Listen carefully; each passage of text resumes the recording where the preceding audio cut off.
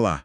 Hoje vamos dar uma olhada mais de perto no Imposto sobre Transmissão, Causa-Mortes e Doação, o ITDD, lá no estado do Rio de Janeiro. Um assunto super importante para quem está lidando com herança ou pensando em fazer uma doação, né? A nossa conversa aqui vai se basear na Lei 7.174, de 2015, e também em informações lá da Cefaz-RJ, a Secretaria de Fazenda. O objetivo é descomplicar um pouco, sabe? Falar do fato gerador, como se calcula, as alíquotas e, claro, os casos de isenção e não incidência. Ah, e um aviso importante antes da gente começar. As vozes que vocês ouvem aqui são geradas por inteligência artificial, tá? Não são pessoas reais falando. Então vamos lá. Para começar, o que exatamente é esse tal de ITDD? Perfeito. Olha, o ITD é basicamente um imposto estadual, né? Ele incide sempre que tem transferência de propriedade de bens ou direitos, seja por herança, quando alguém falece, ou por doação mesmo. A lei principal que está valendo agora, para fatos geradores que aconteceram a partir de 1º de julho de 2016, é essa Lei 7.174 de 2015. Entendi. E o que dispara a cobrança? O que a lei chama de fato gerador? Então, o fato gerador acontece basicamente em 2 momentos. Na transmissão por morte, o que conta é a data do falecimento, é ali que nasce a obrigação. Já na doação, é a data do contrato ou do ato que formaliza essa doação. E isso vale para qualquer tipo de bem, tá? Imóvel, dinheiro, ações, direitos. Interessante. Isso inclui também aquelas situações tipo uma sessão gratuita ou quando alguém perdoa uma dívida? Ou até o chamado excesso de meação numa partilha? Exatamente. Todas essas situações podem gerar o ITD. E tem um detalhe curioso. A lei considera cada pessoa que recebe o bem, seja herdeiro ou donatário, como um contribuinte diferente. Ah, quer dizer que numa mesma herança, por exemplo, se tiverem 3 herdeiros. Isso, podem ocorrer 3 fatos geradores diferentes, 3 cobranças separadas do imposto, cada uma calculada sobre a parte daquela pessoa. Entendido, faz sentido. E a base de cálculo? Sobre qual valor esse imposto é calculado? A regra geral é o valor de mercado do bem ou do direito, sempre na data em que ocorreu o fato gerador, né? Seja o falecimento ou a doação. E como isso funciona na prática? Por exemplo, para um imóvel, é o valor do anúncio? Geralmente não.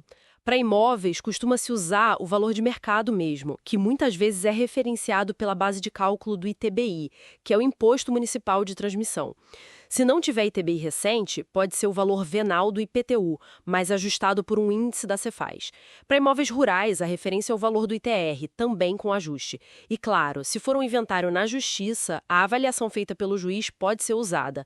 Mas é importante dizer, todos esses valores podem ser revistos pela Cefaz, tá? Certo. E para outros bens? Dinheiro em conta, ações na bolsa, um carro? A lógica é a mesma. O valor de mercado, ações que estão na bolsa, usa-se a cotação do dia. Para empresas que não estão na bolsa, é o valor do patrimônio líquido, moeda estrangeira pelo câmbio do Banco Central na data, dinheiro em conta ou aplicação, o saldo que existia naquele dia, veículos geralmente se usa a tabela do IPVA e até planos como o PGBL ou VGBL entram pelo saldo na data da transmissão. É um levantamento bem detalhado, sabe? Ok, então definimos o valor.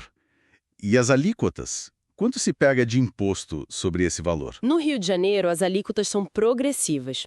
Elas aumentam conforme o valor do bem ou direito transmitido para cada pessoa. Esse valor é calculado em UFIR-RJ, que é a Unidade Fiscal do Estado. Atualmente, começa em 4% para valores até 70 mil UFIRs. Depois, sobe para 4,5% entre 70 mil e 100 mil UFIRs, 5% de 100 a 200 mil, 6% de 200 a 300 mil, 7% de 300 a 400 mil e, por fim, 8% para tudo que passar de 400 mil UFIRs-RJ. E é fundamental usar a alíquota que estava valendo na data do falecimento ou da doação, né? Não é de hoje, se o evento foi antigo. Exato, exato. A lei que vale é da época do fato gerador. Mudanças posteriores não retroagem para esses casos. Agora, vamos entrar numa parte que sempre gera muita dúvida. As exceções. Qual a diferença real entre não incidência E isenção do ITD? Ótima pergunta. Se confunde mesmo. A não incidência é quando a situação, por definição da própria lei, está fora do alcance do imposto. O ITTD simplesmente não se aplica àquele caso. O artigo 7º da Lei 7.174 traz esses casos. Por exemplo, a renúncia pura da herança, quando o herdeiro abre mão de tudo sem indicar para quem vai. Ou receber dinheiro de seguro de vida. Ou quando acaba um usufruto. Nesses casos, não há ITTD. Ah, entendi. O imposto nem chega a nascer, digamos assim. E a isenção? A isenção é diferente. A situação normalmente seria tributada, mas a lei dá um benefício, uma dispensa do pagamento. É o artigo 8º. Tem vários casos. Alguns bem comuns são heranças cujo valor total do patrimônio deixado, ou monte mor, é pequeno, até 13.000 UFIRs, ou doações em dinheiro, até um certo limite por ano e por pessoa que recebe. Atualmente, 11.250 UFIRs por ano civil. Mas atenção, se passar um centavo desse limite anual, o imposto é cobrado sobre o valor total doado no ano, não só sobre o que excedeu. Nossa, esse detalhe do limite anual da doação em dinheiro é crucial. Muito.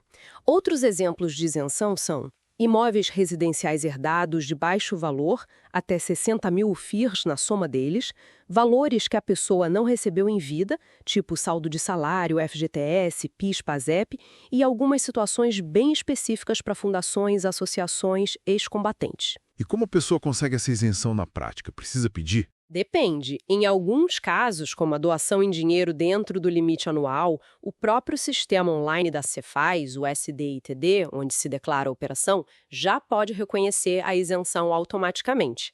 Mas, se não for automático, ou em outros casos, aí sim é preciso solicitar formalmente, geralmente abrindo um processo administrativo no Sistema Eletrônico do Estado, o CIRJ. Fica bem claro, então, que entender esses detalhes do ITD é sim, fundamental para quem está planejando uma sucessão ou fazendo doações no Rio, né? Ignorar essas regras pode gerar um custo inesperado lá na frente. E, por outro lado, conhecer as isenções pode significar uma economia importante, mas tem que fazer certinho, seguir os procedimentos. Sem dúvida nenhuma. E isso até levanta uma questão interessante, né? Toda essa complexidade das regras, das isenções, elas buscam, claro, um equilíbrio entre arrecadar e fazer justiça fiscal, talvez até incentivar algumas coisas.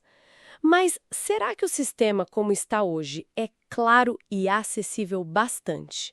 Será que esses benefícios chegam fácil a quem deveriam, sem criar muita burocracia ou dificuldade para quem precisa deles? Fica a reflexão. Que uma ótima questão para a gente pensar. E falando em pensar, gostaríamos muito de ouvir o que o nosso público achou dessa conversa. Deixem seus comentários aqui embaixo, compartilhem também este material com quem vocês acham que pode se interessar pelo assunto. E se curtiram, não esqueçam de deixar aquele like que ajuda muito a gente a fortalecer o canal e levar essa informação para mais gente. E claro, fica o convite, que outros temas de impostos ou mesmo de finanças vocês gostariam de ver a gente explorando por aqui? Contem para nós nos comentários. Suas sugestões são super valiosas. Bom, por hoje é isso, muito obrigado pela atenção e até a próxima.